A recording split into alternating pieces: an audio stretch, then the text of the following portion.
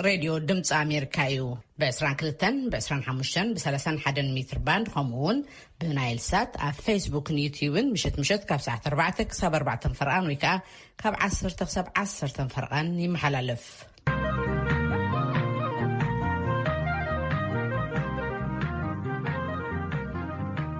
نحن دمسم كورا سمعتنا لومي سوني شومونتي كاتيت كلتشحن أسران حدن ويكا بحتي كاتيت كلتشحن 10 عام تمرتيم ما دبعتنا بالزينة جميرنا دحر زينة نا إثيوبيا بريزيدنت سهل ورق زودين كمون حلافي ودم مقوى عالم اب كل التقراي بمخاد زكايد وعدز زملكة أبصاب كل ونايو سمنا وسبورتا وأبصابونا لنا سرع مدبنا خا حرشايو إيرترا كاب انسساتات نابسبز محل الفحمامات نمقو زصارن نمكل خالن زخل كتابة مهابات تقليت اللون ازاز ملكات كهاونيو نقولهم سانا مسيخم مدلوات نختكتاتو لزعدمكم مني أفوركي زينا هنا قدمينا كاب تولدو لقبريل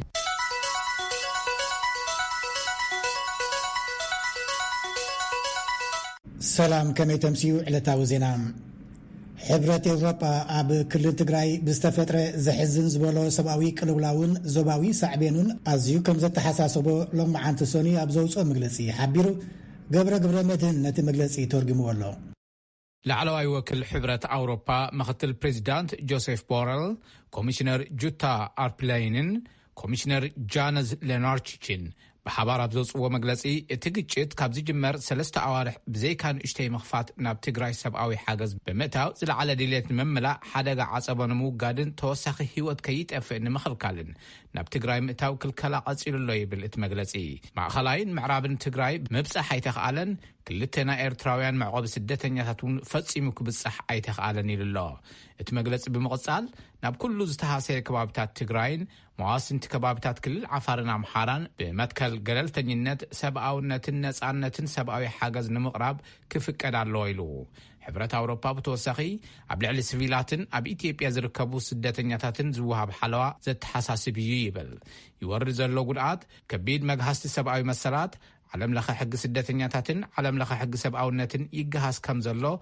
صبصابات اللو يبل حبرة أوروبا اتمجلس بموساغ بمسارات علم لخ حق سدتنيا سبعوي مسلاتن حق سبعونة حلوة مقبار سخوني يخون نايمم لاستكبار وي إيرتراويان سدتنياتات بحيلي كيملسو حلوة مقبار مرقاز قبو يبل حبرة أوروبا نقج تقراي يقواهرون شفشفا يفتصمون علتاوي هوكت يقاددون علو زبهالو وتادرات إيرترا كاب تقراي كوصو أمسوا حبرة أوروبا مس يونايتد ستيتس تسأمبيرو اللويبل حبرة أوروبا نسراحتي كوميشن سبعوي مسلات إثيوبيا يدقفن تفصيمهم زبهالو مجهستاتن بدلات سبعوي مسلاتن تحسات عالم لخ حقن مرمراك قصل يتبابعن يبل منقس إثيوبيا حبرة أوروبا نزقربوا مخرح حسابات كقبلون نسعى مرمراتات بمكياد نزي تفصيمهم مجهستاتن بدلاتن ملوء تحتاتنت مرقاز أبقبري كمزوعلن تصفى نقبري بالمجلس حبرة أوروبا قبرة مدنيك أبزي كاب سيلفر سبرينغ ميرلاند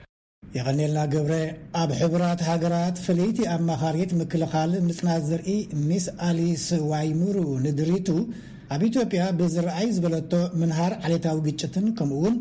أب كل تجراي أرلو بزعبة زبهال كبيت مجهسي سبعي مسلاتن كم استشغلت جليس عام نساتهم بهاوري مقتل صوتاوي بدل زرفا نبرت جملاوي مقتلتي كمون متعنق أف سبعي حاجز كم زت قالل مسدريتو جليس عام تافليتي أما خاريت بتوسعي منقس إثيوبيا أبتخلل حقن سرعتن كم زخبر كجبرن كبتي مكحساس سبعوي مسلات بناس أوجن كصارين صويعان بعالتهم من هيمانتهم من متكعتي زوردم كم أورونو تجراي أمحرا سوماليا زبولو كم زلوا استقاسات مسدريتو منقس إثيوبيا نتي سورس أجامات عليليو نايصلئي زرباتات توجيلو مبهجراوي حادنتن عرقن زوسد ميكانيزم كمعبل صويعان ودب حبرة هاجرات تكال سدتنياتات أبسمن إثيوبيا أبتا بجيتشز تحمست كل تجراي باش حزق صاروا إيرتراويان سدتنياتات قلتوف حاجز رديئتن حلوان يدليو مالو كبلات أنجهم تتكال ناتهم سدتنياتات ممبصاح منقستين خف كدولو كقربو صنحي حتو حجون دقيمو كم بحدش كم زقربو حبيرو له لذا شلاين كاب جنبا نبيو إزلاقو تصبصب صرف سايا كتقربا በአቆጣጠር አውሮፓ ኣብቲ ካብ መፈለምታ ወርሒ ሕዳር ጀሚሩ ኣብ ትግራይ ይካየድ ዘሎ ኩናት ቅድመ ምጅማሩ ትካል ስደተኛታት ውድብ ሕቡራት ሃገራት ኣብ 4 ሙዓስከራት ሓገዝ ይገብረሎም ዝነበሩ ከባቢ 96,000 ዝጽግዑ ኤርትራውያን ስደተኛታት ነይሮም እዮም። ካብቲ እዋን ጀሚሩ እቲ ትካል ኣብቶም ሙዓስከራት ናይ ምብጻሕ ኮነ ነቶም ስደተኛታት ኣድላይ ሓገዝ ናይ ምግባር ተኽእሎ ይብሉን። ካብ መፈለምታ ወርሒ ጥሪ ጀሚሩ ኢትዮጵያ ንውድብ ሕቡራት ሃገራትን ንውልቃ ሓገዝ ወሃብቲ ትካላትን ኣብ ደቡባዊ ትግራይ ናብ ዝርከቡ 2 ሙዓስከራት ጥራሕ ሓገዝ ከባጽሑ ፈቒዳ እያ። ፕሮግራም መግቢ ዓለም 26,000 ንዝኾኑ ነበርቲ እቲ ሙዓስከር ቅልጡፍ ሓገዝ እኽልን ዝተመጣጠነ መግብን ከም ዝዓደለ እንተገለጸውን ኣዝዮም ብዙሓት መግብን ካብ መግቢ ወጻእ ዝኾኑ ሓገዛት ከም ዘድልይዎም ሓቢሩ እዩ። ብፍላይ ኣብ ሰሜን ትግራይ ዝርከቡ ስደተኛታት ዘለውሉ ኩነታት ኣዝዩ መሕዘና እዩ። ኣብቲ ከባቢ ዝነበሩ 2 ሙዓስከራት ስደተኛታት በቲ ኩናት ብሓዊ ከም ዝተባርዑን ኣብ መሰረተ ልምዓቶም ዓብዪ ዕንወትን ማህሰይትን ብምውራዱ ብኣሽሓት ዝቁፀሩ ኤርትራውያን ስደተኛታት ህይወቶም ንምድሓን ነቲ ሙዓስከር ገዲፎም ተሰዲዶም እዮም ይብሉ ሰበስልጣናት ውድብ ሕቡራት ሃገራት። ወሃቢ ቃል ትካል ስደተኛታት ውድብ ሕቡራት ሃገራት ባባር ባሎች ከም ዝበልዎ 4,000 ዝኾኑ ኤርትራውያን ኣብ ደቡብ ትግራይ ናብ ዝርከብ معسكر ماي عيني آتيميوم لعلواي كومشنر سدتنياتات فيليبو غراندي أبز حلفة سمون نبت معسكر أبز بزحلو أوان نقالي أم رخيبهم كم ززراربو ومن توم سدتنياتات بتزبطهم مسكحكحي حدقان نمز أون زلوهم سقاعتن كم زنقروهم بالوش يزاربو. Some said they had resorted to eating leaves because there was no other food available. They also spoke about infiltration. قاليهم زبلعوا مقبسي إنهم قوزلا مسلخوال عجاميرهم من بارومن كم أون استعادقوا حيلتات نابتو معسكر بمئتاو سواتي قتلون جاو يوم يوسدون كم زنبرو حدا سواتوون بسراويت إيرترا تجديدهم ناب إيرترا 5 تملسو اتهم سدتنياتات تزاريبهم يوم زبلو UNHCR كم زبلو كاب 15 سقاب 20 زبطحو أب سمين تقراي كاب زنبرة خلت معسكرات سدتنياتات إرترا هاديموم مسألة أب زيبلو برخاتات تبتاتينو ميركبو إليوم أتتكال وسيخو مبزحتهم هيوتهم أب كبيد حدقاس لزركب بقلطف هيوتهم زاد حنساب أو حقزن حلوان كم زاد ليوم حبيريوم توريدو ومزول حدقا زيادة خيوة أسن كالو تكالات رديئت كأتوان ملوء بملوء حاجز كجبران منقست خفق كدي قبا أبو الدب حبرات هاجرات تحبابار سوا أو قدايات بقربازو صو ريبورت كم زبالو افتقراي عبي سب أو عنوتي ورد كم زلو أفليت يوم بمخنيات تقوانسي أملوء تقراي لعلي خلت تنت ب3 مليون سبات قلت فيوتات حن حاجز كم زر اليوم يقمت نمسجن ساران ودب زيقاتات إثيوبيان محبراوي فتحي إيزيما أب كتما مقالة بيت صحفت كفيتوم أبو منبر تودب آتو يشوا أساسفا نهزب تقراي أبز حجوان علنا الكاقب بهالي قبا إلو ملكة أصبها حاسير صبصاب ليخلنا له أبو منبر إيزيما أيسا يشوا أساسفا أبز هابو مجلسين أب كتما مقالة ودبهم تقلي بيت صحفت كفيتو اسرح مجمار حبيرم أب شو عسى زباطات كتل الدماء هذا تحفت خفتشيلم حزب تقراي أبوان عصب أول علنا الكاكب بهالي قبا أبوان مرد أطرح زيتونس أبزحز أوان أبزحجل انتعتون تحجل يقبا إلمهم خالوت ودبات سيديك محضرات أمرارحا من قسن كل العسنون من حزب تقراي كحجل يقبا إلهم عيسى يشوع فتصال أبزحز أوان ودبهم أو كتما مقالة بيت حفظ غافتلو مخنات دما أبوني حزب تقراي نمخواني لهم أبو داي كراوتي أسفل أب تقراي مثلا وزبل دما من قستي شيء ودبهم مبره محساسو حابي رميهم من حزب تقراي دما زيك حالفيو هذا كان بمردان كتشغرو يدبا بنزاج أو تقريبا مدينة أمريكا ملقيتات بها مغلم نمسجن ملقيتان أب سوماليا أب سرقاب استسعود نتاوي 12 وتهدرات منقستي تمالي سنبت كم استقتلوا سبسلطان الصومال لافليتهم بتي حيال سرقاب فنجرا استقتلوا حدا حالفي سليا كتما دوسا مارب كخون كله أخراري قجل الشباب بعلو كم زفت سمو يقلص اللهم قدمي 3 معلتات بعربي أبستخايد السرحيد شوعات عطوات الشباب تقتلهم نيروميون يونايتد ستيتس سراويتا زحلفوا رحلة الركاب بالصومال أوسعيا بتزاي شعوز نبري بريزيدنت ترامب انتهونا سراويتا توسنبر قبل علي علامات الشباب نفرت مدقعتي مقبرة قنكاس إلى اللام بخالي زينا صومال بوليتيكاوي كلولاو تهاجر يعمو قالهم حادث امرت تقاومتي نبريزيدنت محمد فرماجو أفلطو عينه بن دحر مبالهم توم تقاومتي سلطان فرماجو كنا واحين فقدنا بمبال مساقاقر المنغستي قوم يسوع اللهم ፕሬዚደንት መሐመድ ፋርማጆ ድማ ነቶም ተቃወምቲ ካብቲ ኣቐዲሞም ዝኣተውዎ ንምርጫ ዝምልከት ውዕል ብምስሓብ ይኸሶም። ኣብ ሶማል መራሕቲ ግዝኣታት እዮም ተኣኪቦም ፕሬዚደንት ዝመርፁ። ሕጂ መራሕቲ ፑንትላንድን ጁባላንድን ደጊም ከም ፕሬዚደንት ኣይንፈልጠካን ይብልዎ ኣለዉ ንፋርማጆ። እዚ ድምፂ ኣሜሪካ እዩ። ኣብ ባሕሪ ሜዲተራንያን 422 ስደተኛታት ዘድሓነት መርከብ ናብ ቺቺልያዊት ወደብ ኣውጉስታ ክትጽጋዕ ኢጣልያ ኣፍቂዳትላ። እታ ኦሽያን ቪኪንግስ ትበሃል ኣብ ፈረንሳ ዝመደበራ ናይ ኣድሕን መርከብ ንሓሙሽተ ኣዋርሕ ስደተኛታት ከይተምፅእ ተኣጊዳ ድሕሪ ምጽናሕ ዝሓለፈ ጥሪ ካብ ዝፍቀደላ ንድሓር ናብቲ ባሕሪ ተመሊሳላ። ዛጊት እውን 798 ሰባት ከም ዘድሓነት ትገልጽ። 8 ካብቶም ትማሊ ዝኣተዉ ስደተኛታት ኮቪድ ፖዚቲቭ ኮይኖም ጸኒሖም ኣለዉ። ኣብ ወደብ ኢጣልያ ምርመራ ምስ ተገብረሎም ኣብዚ ዝሓለፈ ዓመት 2020 ኣስታት 95,000 ስደተኛታት ባሕሪ ሜዲተራንያን ከም ዝሰገሩ ልዕሊ 1,200 ግን ከም ዝጠለቑ ኣህጉራዊ ውድብ ማይግሬሽን ይገልጽ። ዩናይትድ ስቴትስ ዕጡቓት ሖቲ ኣብ ውሽጢ የመን ሓድሽ ወታደራዊ መጥቃዕቲ ከይገብሩ ናብ ስዑዲ ዓረብን ከይትኩሱ ክትብል ፀዊዓ። ሚኒስትሪ ወፃኢ ትማሊ ኣብ ዘውፅኦ መግለፂ ዩናይትድ ስቴትስ በቲ ሖቲ ዘካይዶ ቀጻሊ መጥቃዕቲ ዓሚቕ ሻቕሎት ኣለዋ ይብል።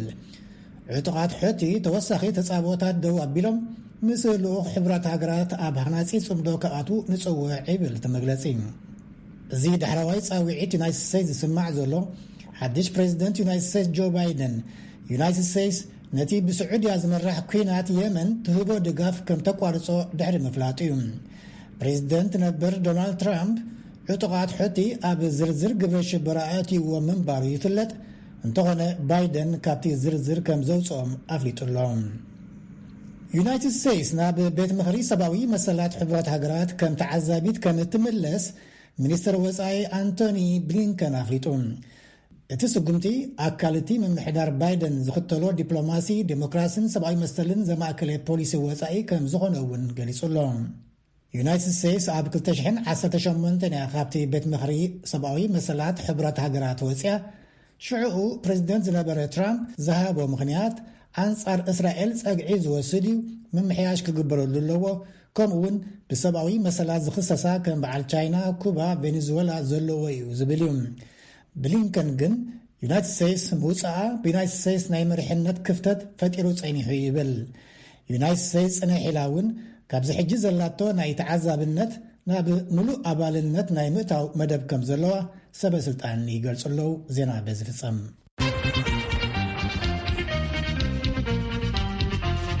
ነመስግነካ ተወልደ። እዚ ሬድዮ ድምፂ ኣሜሪካ እዩ።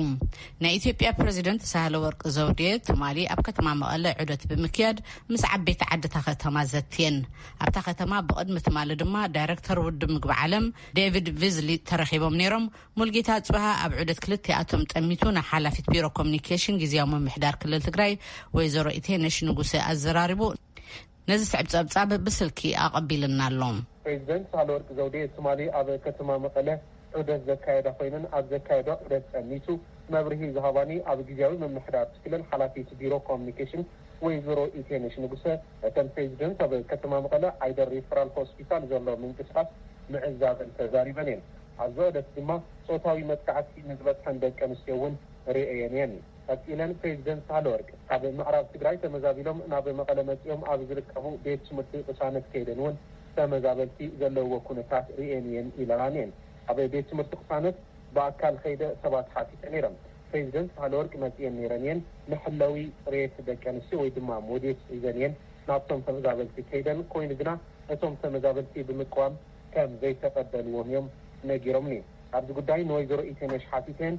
እወ እተን ፕሬዚደንት ሞዴስ ንደቂ ኣንስትዮ ተመዛበልቲ ሒዘን ብምኻድ ዑደት ገይረን ካብቶም ተመዛበልቲ ሓንቲ ብዙሕ ንብረትና ዓንዩ ተዘሪፉ ተንገላቲዕና ነዚ ዘምጣኽኖ እውን ኣይንቕበልን ኢለን እተን ፕሬዚደንት ድማ ስምዒት ህዝቢ ብምርዳእ ካሊእ እዋን ካሊእ ሓገዝ ሒዘ ክመፅእ ኢለን እየን ብባን ተሰናቢተን ክብላ ተዛሪበን ወይዘሮ ኢቴነሽ። ፕሬዚደንት ሳህለወርቅ ካሊእ ዑደት ዝገብራሉ ድማ ኣብ ከተማ መቐለ ዝርከብ መኽዝን ምግቢ እዩ። ኣብታ ከተማ ምስ ሽማግለ ዓዲ እውን ዘተ ምክያደን ወይዘሮ ኢቴነሽ ሓቢረን እየን። ኣብቲ ዘተ ካብ ተሳተፍቲ ብዙሓት ሕቶታት ከም ዝተለዓሉ እውን ገሊፀን እየን። ላይ ጉዳይ ጸጥታ ቅድሚት ተዋሂብሉ ክስራሓሉ ይግባእ ምባሎም ኣብ ትግራይ ሰራዊት ኤርትራ ኣሎ ወይ ድማ የለን ዝበሃል ክርክር ክእቱ ኣይንደልኒና ብቕልጡፍ ካብ ዓድና ይውፁና የቃትሉ የእምፁን ይዘርፉን ኣለው ብቕልጡፍ ድማ ክወጡና ኢና ንደሊ ብተወሳኺ ብሓይልታት ኣምሓራ ዝተሓዘ ቦታናውን ካብ መሬትና ይውፁ ክብሉ ተዛሪቦም እዮም ተመሳሳሊ ክብላ ወይዘሮ ኢቴነሽ ሓቢረን እየን ሰብኣዊ ሓገዝ ድማ ክጠናኸር ይግባእ ብጥሜት ሰብ ይመውት ኣሎ ንህዝብና ድማ ቅልጡፍ ሓገዝ ክግበረሉ ይግባእ ዝብል ሓቲሶም እዮም ተመሳሳሊ ባንክታት ድማ ኣብ ኩሉ ከባቢ ክፉት ክኸውን ዝብል እቶ ቀሪቡ እዩ ክብላ ወይዘሮ ኢቴነሽ ሓቢረን ፕሬዚደንት ሳህለወርቅ ድማ ምላሽ ኣብ ዝሃባሉ እዋን ህዝቢ ብነፃነት ሓሳቡ ምዝራቡ ንኢደን እየን ምስ ናይቲ ዘሎ ፀገም ግና ሕልኽልኽ ምዃኑ ኣብ ሓንቲ ፀሓይ ዝፍትሕ ኣይኮነን ኢለን እየን ኣብ ትግራይ ብዘሎ ፀገም ንኩሉ ኢትዮጵያዊ ድቃስ ዝኸሊ እዩ ምባለን ፀገም ተፈቲሑ ድማ ናብ ሓድሽ ምዕራፍ ክንሰጋገር ኢና እቶም ዝተልዓሉ ኩሎም ሕቶታት ድማ ብምሓዝ ናብ ዝምልከቶ ኣካል ተቕርቦ እየ ኢለን እየን ፕሬዚደንት ሳህለወርቅ ክብላ ወይዘሮ ኢቴነሽ ሓቢረን እየን ህዝቢ ትግራይ ድማ በቲ ኩናት ልቡደም እዩ ኣዮሃ ክበሃል ይግባእ ኢለን እየን ፕሬዚደንት ሳህለወርቅ ክብላ እየን ተዛሪበን ካልእ ምስ ወይዘሮ ኢቴነሽ ዘቕዓናይ ጉዳይ ዳይሬክተር ውድብ ምግቢ ዓለም ዴቪድ ቢፍሊ ምስ ሚኒስተር ሰላም ኢትዮጵያ ወይዘሮ ሙፈሪያት ካሚል ብሓባር ምዃን ዝገበርዎ ዑደት እዩ ኣብ ክልል ትግራይ ብዛዕባ ዘሎ ኩነታት ብግዜያዊ ምምሕዳር ክልል ገለጻ ከም ዝተገበረን ብተወሳኺ ድማ ኣብ ከተማ መቐለ ኣብ ዝርከብ መኽዘን ምግቢ ብምርካብ ዑደት ከም ዘካየዱ ወይዘሮ ኢቴነሽ ገሊፀን እየን ኣብቲ ዑደት ውድብ ምግቢ ዓለም ናይ መጓዓዝያ ወፃኢ ክሽፍን ብተወሳኺ ድማ ሃናፂ ምግቢ ንህፃናትን ኣዴታትን ክሕግዝ ዘተ ተገይርሉ ኢለን ኣብ ፊሓ ድማ ብምኻድ ሓገዝ ንክግበረሎም ተሰናዲኦም ዝነበሩ ሰባት ርዮም እዮም ሃናፂ ምግቢ ንዝቕበሉ ህፃናትን ኣዴታትን ምዕዛቦም እዮም ሓላፊት ቢሮ ኮሚኒኬሽን ኣብ ግዜያዊ ምምሕዳር ክልል ትግራይ ወይዘሮ ኢቴነሽ ተሓብራ ንድምፂ ኣሜሪካ ሙልጌታ ጽቡሃ መቐለም ነመስግነካ ሙልጌታ እዚ ሬድዮ ድምፂ ኣሜሪካ እዩ ንሰሙናዊ ስፖርታዊ ጸብጻብ ናብ በትረ ስልጣን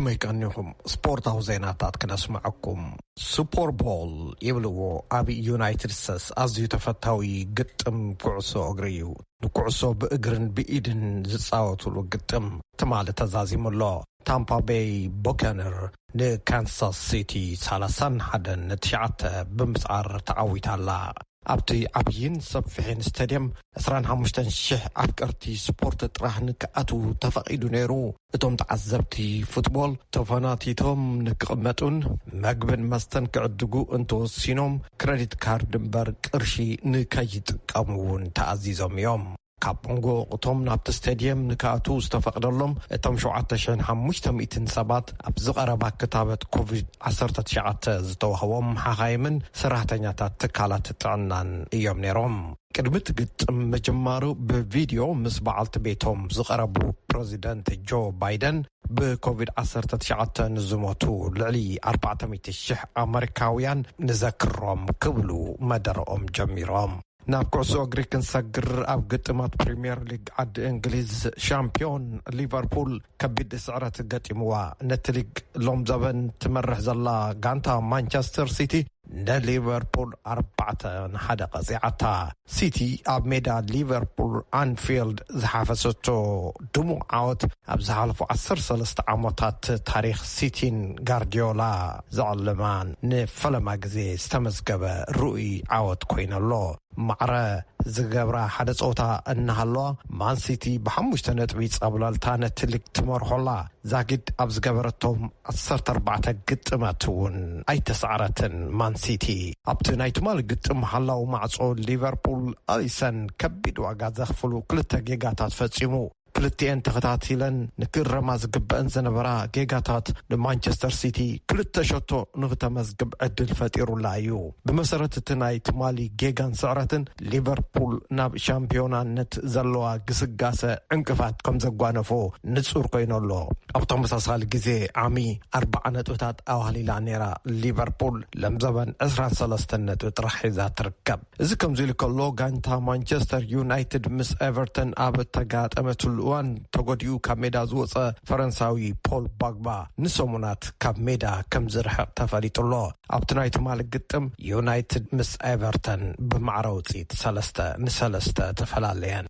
ኣብ ጋንታታት ኩዕሶ እግሪ ኣውሮፓ ዝጻወቱ ኣፍሪቃውያን ብመንጽር ዘመዝገበዎም ሾቶታት ክንሕብረኩም ምስ ሊቨርፑል ዝስለፍ ግብፃዊ መሐመድ ሳላሕ ቀዲሙ ዝጥቀስ ኮይኑሎ ዛግድ 22 ሾቶታት ኣመስጊቡ ኣብቲ ትማሊ ጋንቱ ምስ ማንቸስተር ሲቲ ዝነበራ ግጥም ሳላሕ ብፍጹም ቅላዕ መቕጻዕቲ ሸቶ ኣመስጊቡሎ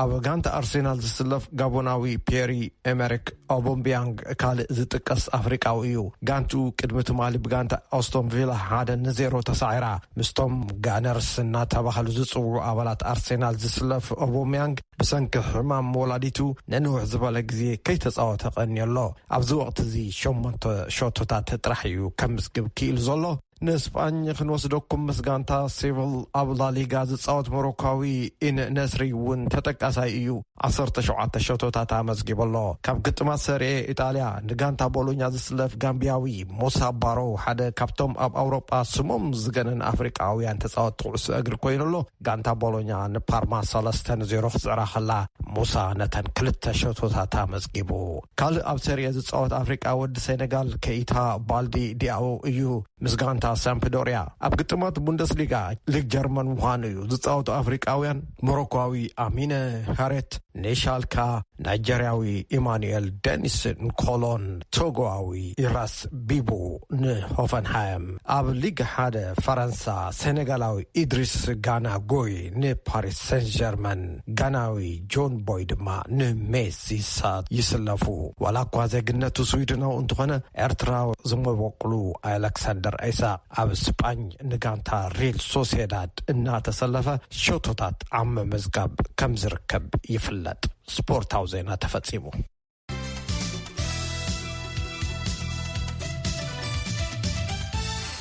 ነመስግነካ በትረ እዚ ሬድዮ ድምጽ ኣሜሪካ እዩ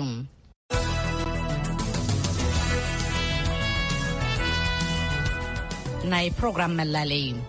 ቪኦኤ መደብ ቋንቋ ትግርኛ ቀዳምን ሰንበትን ዝፍኖ ሰሙናዊ ሓድሽ መደብ ሕቶን መልስን ወይ ከዓ ኮሊን ሾው ጀሚሩሎም በመሰረት እዚ አጋይሽን ዓደምና ኣብ እዋናዊ ከባቢያዊ ሃገራዊ ዞባውን አህጉራውን ጉዳያት ንምዝራብ ዝሓዝናዮ መደብ ሎሙውን ክልተ አጋይሽ ዓዲሙሎ አጋይሽና አቶ አብርሃ ሃይለዝጊ ኣብ ዩኒቨርሲቲ መቐለም መምህር ንፖለቲካ እትኸባቢ በቀረባ ዝከታተልን ኣብ ማሕበራዊ ሚድያታት ዝነጥፍን ካብ መቐለ አርክቴክት ኤርሚያስ አማረ ቀደም ክብል ኣብ ዩኒቨርሲቲ መቐለ መምህር ዝነበረ ኣብ ዝዋን እዚ ኣብ ከተማ ኒውዮርክ ኣብ ዝርከብ ኩባንያ ኮንስትራክሽን አርክቴክት ዝሰርሕን ኣብ ማሕበራዊ ሚድያን ካልኦትን ኣብ ፖለቲካዊ ጉዳያት ብምጽሓፍ ዝነጥፍን እዮም ኣብ ትግራይ ኩናት ካብ ዝጅመር ልዕሊ 3 ኣዋርሕ ኣቁፂሩሎ እቲ ኩናት ብወተሃደራውን ፖለቲካውን መዳይ እንታይ ዓወተ ኣብ ክልል ትግራይ ኣብ ኢትዮጵያ ብሓፈሽ ድማ ኣብ ተዞባ ዘስዓቦ ጽልዋ እንታይ እዩ ዝብሉን ተዛመት ሕቶታትን ክምልሱ እዮም ስለዚ ሕቶታትኩም ብቁጽሪ ስልኪ 222-225-9942 ናይ ውሽጢ መስመርና 15 ወይ ከዓ ብኢሜይል horn@voanews.com ከምኡውን ብፌስቡክ VOA ትግርኛ ክሳብ ሓሙስ ላእኹልና ኢኹም ካብዚ ብተወሳኺ ሓሙስ ብናይ ዋሽንግተን ዲሲ ሰዓት ኣቆጻጽራ 8 ፈረቓን ናይ ንግሆ ወይ ከዓ 8 ፈረቓን AM ካብ ስቱድዮ ደው ኢልና ሕቶኹም ንኽንቅበለኩም ድሌት ዘለኩም ሰማዕትና ቁጽሪ ስልክኹም ብኢሜይልን ብፌስቡክን ኣቢልኩም ላእኹልና ሬድዮ ድምፂ ኣሜሪካ ኣገልግሎት ቋንቋ ትግርኛ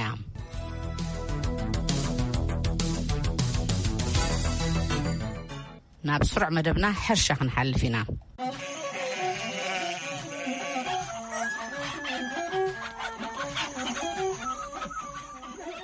ሚኒስትሪ ሕርሻ ኤርትራ ክታበት እንስሳታት ይህብ ከም ዘሎ ገሊጹሎም እቲ ዓመታዊ ክታበት ብባክተርያ ዝመጽን ካብ እንስሳ ናብ ሰብ ዝመሓላለፍን ሕማም ምቁላዕ ኣብ ገለ ከባቢታት ኤርትራ ብምርኣዩ ኣብ ኩለን ዞባታት አንጻር ናይ ሕማም ክታበት ይወሃብ ከም ዘሎ ኣብቲ ሚኒስትሪ ሓላፊን ጨንፈር እንስሳን በቕልን ዶክተር ዮናስ ወልዱ ንቪኦኤ ገሊጹሎ ብርሃነ በርሄ ሒዝዎሎም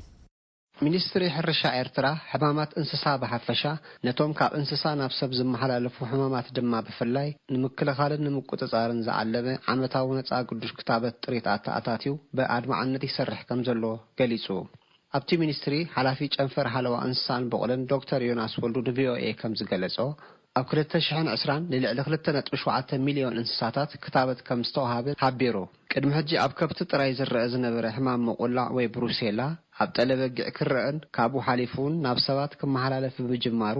ሚኒስትሪ ሕርሻ ኣብ 2020 ብፍሉይ ክታበት ፀረ ሕማም መቆላዕ ክህብ ከም ዝጀመረ ዶክተር ዮናስ ወሲኹ ኣብሪሆ ኣብዚ ጅዋን ግን ከብቲ ዝራይ ዝነበረ ሕማማት እንዳጎደለ ኣብተን ናሽቱ እንስሳታት ክራይ ጀሚሩ ማለት እዩ። እዚ ድማ ከብቲ ጠለበጊዕ ናብ ሰብም ዝመሓላለፈሉ መንገዲ እንዳተራይ ስለ ዝመፀ ነዚ ስጉምቲ ንምውሰድ ብዝተወደበ ኣገባብ መፅናዕቲ ክካየድ ፀኒዩ። በቲ ዝተገብረ መፅናዕቲ መሰረት ድማ ኣብዚ ዓመት እዚ ዳርጋ ኣብ ዝበዛ ዞባታት ናይ ክታበት መደብ ተኻይድ እዩ። ከባቢ ፍርቂ ሚልዮን ዝኾነ ጠለበጊዕ ኣንጻር ሕማም መቆላዕ ወይ ብሩሴላ ተኻይድ እዩ ማለት እዩ። እዝም ኣብ ምክልኻል ምቁፅፃር ነዚ ሕማም ኣብይ ተራ ኣለዎ ማለት እዩ። ባክቴርያ ዝመፅእ ሕማም መቆላዕ ኣብ ዝበዝሑ እንስሳታት ከም ዝረአ ዝጠቐሰ ዶክተር ዮናስ ብግቡእ ዘይፈልሐ ፀባ ብምስታይን ስጋ ብምምጋብን ናብ ሰብ ከም ዝመሓላለፈን ኣብ ሰብን እንስሳታትን ተመሳሳሊ ምልክታት ከም ዝረአን ኣብሪሆ እዚ ሕማም እዚ ኣብ ከብቲ ኣብ ጠለበጊዕ ኣብ ሓሰማታት ኣብ ኣፍራስ ይረአዩ ወላ ኣብ ኣግማል እጂቲ ቀንዲ መተሓላለፍ መንገዲ ዘይመኸነ ፀባ ምስታይ ብተወሳኺ ፀቢቑ ዘይበሰለ ስጋ ምምጋብም ነዚ ሕማም ከመሓላለፍ ይኽእል ማለት እዩ። ብሓፈሻ ክሪኦ ከለና ግን ካብ 70 ክሳብ 75 ሚታዊት ቀንዲ መተሓላለፍ መንገድ ዘይመኸነ ፀባ ካብዘን ጥሪ ዝርከብ ብምስታይ ዝመሓላለፍ ዝረአ ሓፈሻዊ ምልክታት እተን ቀንዲ መንካስ ፀገም መላግቦ ድኻም እንዳተቐየረ ዝመፅእ ረስኒ ዘንተን ቀንዲ ምልክታት እየን ማለት እዩ። እንስሳታት ተመሳሳሊ ምልክት እየን ዝረአ ተን መላ ዝኾና እንስሳታት ምብራን ይጋጥመን ማለት እዩ። ኣብተን መላግቦታት ናይተን እንስሳታትም ምልክት ኣለዎ። ኣብ ፍረ ነብሶም ብፍላይ ብተባትዮ እንስሳታት ህበት ይረአዩ ፍሉይ ምልክታት ገሊአን ድማ ኣብ ገለ ክፋላት ኣካላተን ህብጠት ይረአዩ ማለት እዩ። ሚኒስትሪ ሕርሻ ዝካየድ ዓመታዊ መደብ ነፃ ጉዱድ ክታበት እንስሳታት ብዙሓት ሕማማት ኣብ ምቁፅፃርን ምክልኻልን እወንታዊ ውፅኢት ከም ተረኽቦ ዝሓበረ ዶክተር ዮናስ መርኣያ ናይዚ ቅድሚ ሕጂ ዝረአዩ ዝነበሩ ለበዳታት ከም ዝነከዩን ኣብ ከብቲ ዝረአ ዝነበረ ሕማም ጉልሃይ ኣብ 2004 ካብ ኤርትራ ሙሉእ ብሙሉእ ከም ዝጠፍአ ድሕሪ ምግላፅ ክታበት ኣብ ምስሳን ጥሪትን ውፅኢቶምን ዘለዎ ተወሳኺ ረብሓ ኣብሪሆ ብክታበት ብዙሕ ሕማም ክትቆፃፀር ትኽእል ኢኻ። ቀፃሊ ክታበት ትገብር እንተዳ ኮይንካ ሓደ ኣብ ፍርያምነት ናይተን እንስሳታት ካልእ ኣብቲ ውፅኢት ናይ እንስሳታት ፀባን ውፅኢት ፀባን ከሆነ ስጋን ውፅኢት ስጋን ከሆነ ቤት ከተመፅእ ትኽእል ኢኻ ለውጢ ክትገብር ትኽእል ኢኻ። ስለዚ ካብ ኩለን ንጥፈታት ክታበት ኣገዳስነት ኣለዎ ማለት እዩ። ብዙ ጥቕምታትም ኣለዎ። ክታበት ሕማም ንምቁፅፃር ጥራይ ከይኮነ ወላለም ለኻይ ነዝግበር ንግዲ ካብቲ ክማላ ዝግብኦ ነገራት ሓደ ክታበት እዩ። ብክታበት ሕማም ክትቆፃፀር ስለትኽእል ብፍላይ ንብዙሓት እንስሳታት ዝተፈላለዩ ንጥሪት ክታበት ብምትእትተው ክትቆፃፀሩ ትኽእል ኢኻ። እዚ ፅቡቕ ኣብነት ክኸውን ይኽእል እዩ። ንኣብነት ምስ ንግዲ ብዝተተሓዘ ጉዳያት ሕማም መቆላዕ ወይ ብሩሴላ ብሕክምና ዝሓዊ ሕማም እኳ እንተኾነ ንምሕካሙ ብዙሕ ወፃኢታት ዝሓትትን ንኽሓውን ነዊሕ ግዜ ዝወስድን ብምዃኑ እቲ ቀንዲ ኣማራፂ ብክታበት ምክልኻልን ነቶም ዝሓመሙ ብኣግባቡ ምውጋንን ከም ዝኾነ ዶክተር ዮናስ ኣብሪሁ ዛጊት እቲ ሕማም ካብ ዝተረኣየለን ዞባታት ልዕል 10,000 ቀምሶታት ካብ እንስሳታት ብምውሳድ ኣብ ዝተኻየደ መፅናዕቲ እቲ ዝርግሐ ትሑት ከም ዝኾነን እቲ ውፅኢት ግን ኣብ ቀፃሊ ዝረአ ከም ዝኾነን ዶክተር ዮናስ ወሲኹ ኣረዲኡ።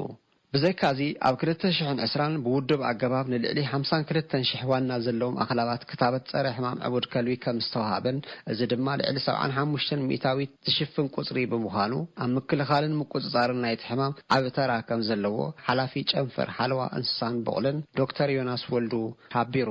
ብርሃነ በርሀ ንድምፂ ኣሜሪካ ካብ ኣስመራ።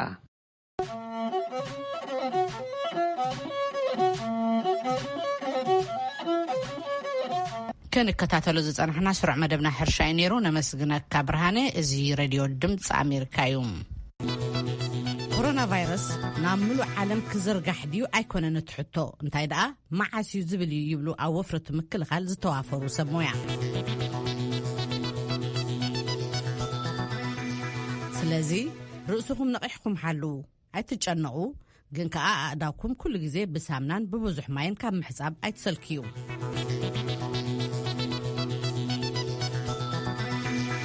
ኣእዳውኩም ተሓጽቡ። ማይን ሳምናን ካብ ጥቓኹም ኣይርሓቕ። ኣእዳውኩም ስኽፍክፍ እንተይልኩም ብኣልኮል ወይ እውን ብኣረቂ ብዝኣመሰሉ ወልውልዎ። ኣብ ጥቓኹም ዝስዕል ወይ እንጥሸው ዝብል ሰብ እንተልዩ ኣዝኹም ኣይተቕረብዎ። سعالن رسنن انت تسمعكم ناب حكمنا خيركم تمرمروا نخالقت أبطاهم زلو كي تم حلالفون تتنقعوم كلنا كورونا فيروس كنكلاخلو نخيلنا بزن بقرنا